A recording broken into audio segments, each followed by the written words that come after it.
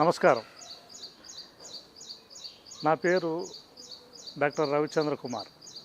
మిద్దె తోట నిపుణుని మీ అందరికీ కూడా సుపరిచితమే.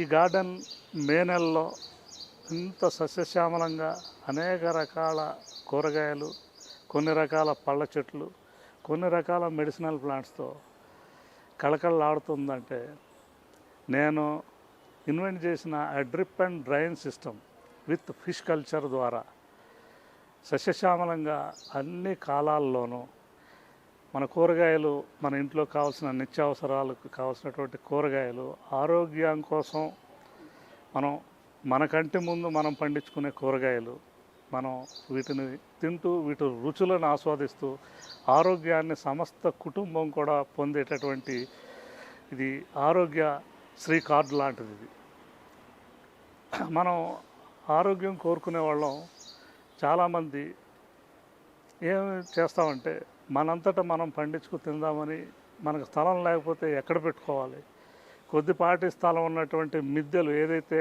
టెర్రస్ ఉందో ఆ టెర్రస్ మీద కూడా ఇలా ఈ విధంగా పండించుకునేటటువంటి అవకాశం అనేక మంది అనేక విధానాలను కనిపెట్టారు. అందులో నాదో ఒకటి, ఈ drip and drain system with bucket gardening. ఈ బకెట్ గార్డెనింగ్లో బకెట్లలో అనేక రకాలైనటువంటి కూరగాయలను పండిస్తాము. చుట్టూ ఉన్నటువంటి ఆ యొక్క డ్రమ్స్లో హారిజంటల్గా వర్టికల్గా కట్ చేసిన డ్రమ్స్లో పళ్ళ చెట్లు, కొన్ని రకాల క్రీపర్స్ అంటే పాదులు, బీర, సొర, కాకర, దొండ, పొట్ల, ఇలాంటి అనేక రకాలైనటువంటి పాదులన్నీ కూడా ఆ యొక్క హారిజంటల్ వర్టికల్ గార్డెన్స్లో మనం ఆ టబ్స్లో పెడతాము. అలా కొన్ని రకాల పళ్ళ చెట్లని 250 లీటర్ల డ్రమ్స్ ఏవైతే ఉంటాయో ప్లాస్టిక్ మనకి బ్లూ కలర్ ఉంటాయి, వాటిని హాఫ్ కట్ చేసి వాటిలో మనం పళ్ళ చెట్లు పెడితే అద్భుతంగా గ్రాఫ్టెడ్ వెరైటీ పుట్టు రకాలు పెట్టుకోవాలి. టెర్రస్ గార్డెన్లో అద్భుతంగా పండే అవకాశం ఇందులో మీకు ఈ సిస్టమ్ ద్వారాగా అనేక సంవత్సరాల నుంచి మీకు చెప్తూ ఉన్నాను. మన సోదరులు ఎవరైతే ఉన్నారో వీరు ఈ ఛానల్ ద్వారా మీకు అనేక సార్లు నేను మీకు విన్నవించుకోవడం జరిగింది. ఇందులో ప్రధానంగా ఏంటంటే చాలామంది టెర్రస్ గార్డెన్ మీటింగులకు అటెండ్ అయ్యి ఉత్సాహంతో వాళ్ళు టెర్రస్ మీద పెట్టడం, అందులో 1-2 పంటల తర్వాత సరైన రిజల్ట్ రాక చాలామంది 90% ఈ టెర్రస్ గార్డెన్ అనే కాన్సెప్ట్ నుంచి దూరం అవటం జరుగుతోంది. అది ఏంటంటే దాన్ని పోషక పదార్థాల లోపం వల్ల వాటిని మెయింటెనెన్స్ ఎలా చేయాలి, ఎప్పుడెప్పుడు ఎలా చేయాలి అనే చిన్న ఫాల్ట్ల వల్లే జరుగుతుంది. మీ అందరికీ అది ఎలా చేసుకోవాలి ఏంటి అనేది నేను ఈ ప్రకృతి గురించి సహజంగా మీకు చూపిస్తాను. చూసారా, ఈ విధంగా పచ్చగా ఉంటే పిచ్చుకలు కూడా, మనకు కనపడిన పిచ్చుకలు కూడా మీకు సౌండ్ వినపడుతున్నాయి. చూసారా ఈ ప్రకృతి. ఆ రోజు ఈ పిచ్చుకలు వచ్చి ఇక్కడ అనేకమైనటువంటి ఈ విత్తనాలని, ఇక్కడ ఉన్నటువంటి సజ్జలు, అలాగే జొన్నలు, ఇక్కడ ఉన్నటువంటి కొన్ని రకాల తోటకూర విత్తనాలు, అనేక రకాల విత్తనాలు తినటానికి వస్తాయి. ప్రకృతి సమతుల్యంగా ఉంటుంది. ఒక మైక్రో న్యూక్లియస్ హౌస్లో, ఒక చిన్న ఇంటిలో మిద్దె తోటతో పాటు పశువులు అంటే ఆవుని, కోళ్ళని, అలాగే చేపల్ని, మనకు కావాల్సిన అన్ని రకాల కాయగూరల్ని పండించుకునే విధానాన్ని మీకు మరొకసారి విశదపరుస్తాను. రండి.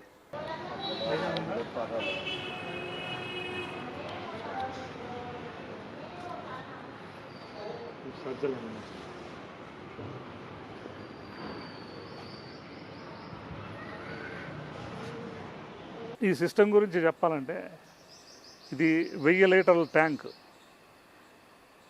ఈ ట్యాంకులో 140-130 చేప పిల్లల్ని వేస్తాం. అవి సంవత్సరానికి ఇందులో 80 కేజీల, ఒక ట్యాంకులో 80 కేజీల పంట తీసుకోవచ్చు. ఒక కుటుంబానికి తినే చేపలు ఇవి రకరకాలైన చేపలు పెంచే విధానం మీకు కనుక తెలిసినట్లయితే మీరు నచ్చిన చేపని మీకు అనుభవంతో పెంచుకునే అవకాశం ఇందులో ఉంటుంది. ఇందులో ఎక్కువగా ఈజీగా ఎవరైనా సరే పెంచేది తిలాపియా చేప పెంచుకోవచ్చు. అమెరికన్ గిఫ్ట్ తిలాపియా అనే వెరైటీ ఉంటుంది. అందులో 2 కలర్స్ ఉంటాయి, రెడ్ అండ్ బ్లాక్ కలర్స్ ఉంటాయి. ఆ 2 రెడ్ కలర్ అయితే మనకి పైనుంచి చూస్తే కనపడుతుంది, బ్లాక్ కలర్ అయితే కనపడదు అసలు. వాటిని పెంచుకోవచ్చు. అవి సంవత్సర కాలంలో ఒక్కొక్కటి 3 కేజీల వరకు పెరిగే అవకాశం ఉంది. మనం దానికి కావాల్సిన 3 పూట్ల కూడా దానికి కావాల్సినటువంటి మేత ఇవ్వాలి.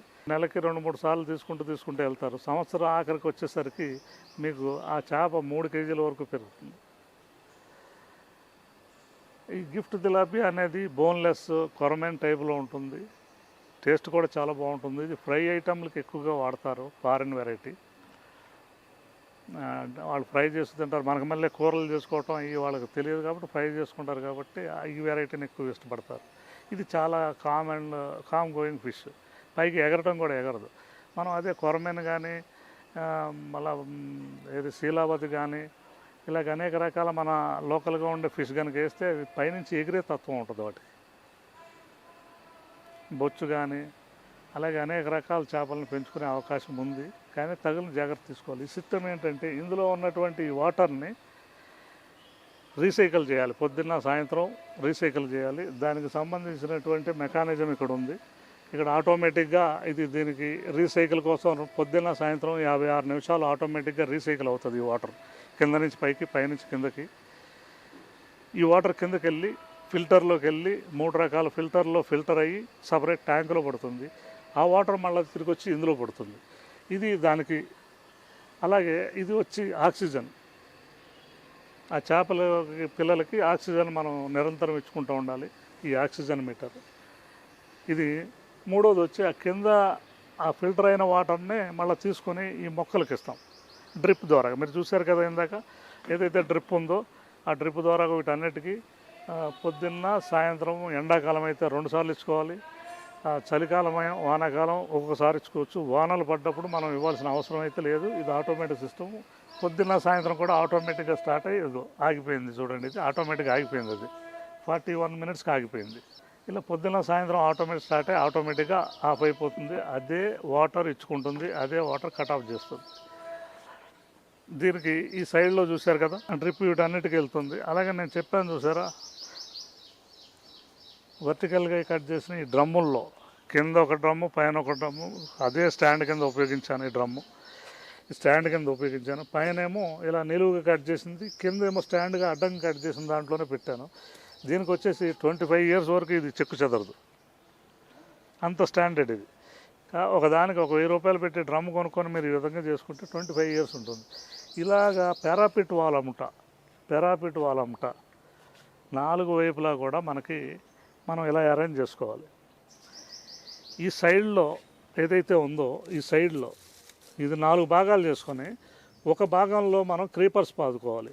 ఇక్కడ బీర, సొర, కాకర, దొండ, అలాగే పొట్ల ఇలా వరుస పెట్టి ప్రతి 3 అంగుళాలకి ఈ వరుస పెట్టి వీటిని నాటుకోవాలి. ఇది మిగతా స్పేస్ ఏదైతే ఉందో వీటిల్లో ఇలా మన కొత్తిమీర, అలాగే మింట్, ఉల్లి, వెల్లుల్లి, అనేక రకాలైనటువంటి దుంపగా మన ఆలుగడ్డలు, ఇవన్నీ కూడా ఈ ప్లేస్లో మనం పెంచుకోవాలి. వీటిల్లో అంతా బాగా వస్తాయి. ఇందులో ఇప్పుడు ఏంటంటే ఇవన్నీ మళ్ళీ ఇవి ఖాళీగా ఎందుకున్నాయంటే మళ్ళీ ఇది మే నెల ఆఖరి వారం, ఇది జూన్ నెలలో అన్నీ మళ్ళీ కొత్తగా నాటుతాను నేను. ఇందులో పసుపు వేసుకోవచ్చు, అనేక రకాలు వేసుకోవచ్చు. చూశారు కదా, ఈ పైన క్రీపర్స్ మట్టుకు ఇలా పైకి దడిలాగా 3 వైపులా మనకు 4 వైపులా ఇలా దడిలాగా వచ్చేటట్టు చూసుకోవాలి. ఇలా పైకి రాకూడదు.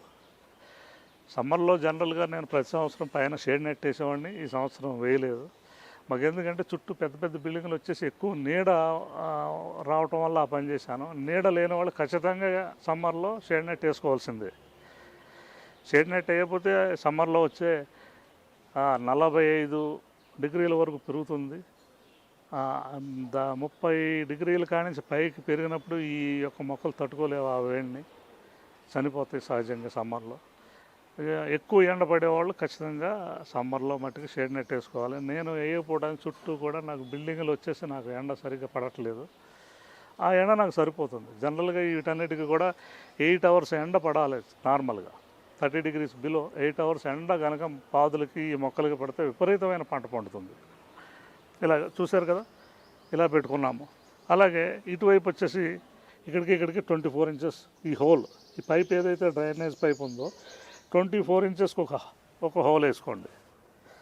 ఇలా బారుగా మీ బిల్డింగ్ యొక్క పరిధిని బట్టి మీ బిల్డింగ్ యొక్క దాన్ని బట్టి ఈ బారుగా ఎలా వేసుకోవాలనేది ఒక సిస్టమేటిక్గా హైట్ నుంచి డౌన్ వరకు ఎలా ఉండాలనేది ఇలా బారుగా వరుసలు ఏర్పాటు చేసుకోవాలి. ఈ పైపుకి వచ్చేసి 24 ఇంచెస్ వీటిని మట్టికి వరుసనే పెట్టుకోండి ఇలాగ.